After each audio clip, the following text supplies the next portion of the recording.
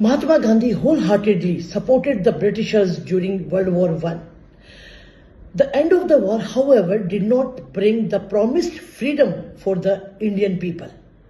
However, the war brought more economic miseries for the Indian masses. The British passed the Rowlatt Act, according to which Indians could be arrested without any trial and put behind the bar. Mahatma Gandhi was disillusioned from this act of British. And from a great cooperator, he became a great non-cooperator. He made the Rowlatt Act as an issue and appealed the people for peaceful hartal.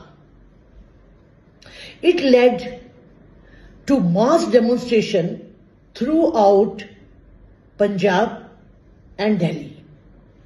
With a view to suppress the peaceful protest, the British arrested the popular leaders Dr. Saifuddin Kichlu and Dr. Satyapal. On April 13, 1919, an unarmed but large crowd gathered in Jallianwala Bagh, Amritsar, to protest against the arrest of the popular leaders.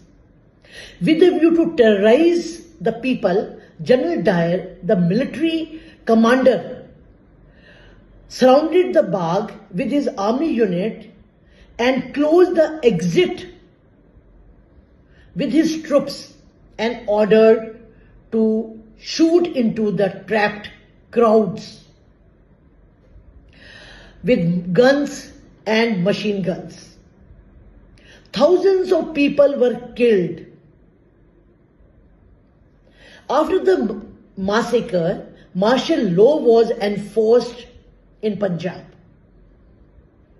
The people were to suffer most uncivilized atrocities of the Britishers. And they were shocked by the brutal and inhuman way the British behaved.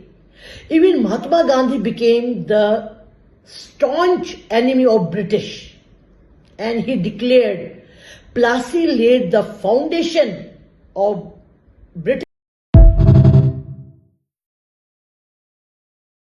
Mahatma Gandhi wholeheartedly supported the Britishers during World War I.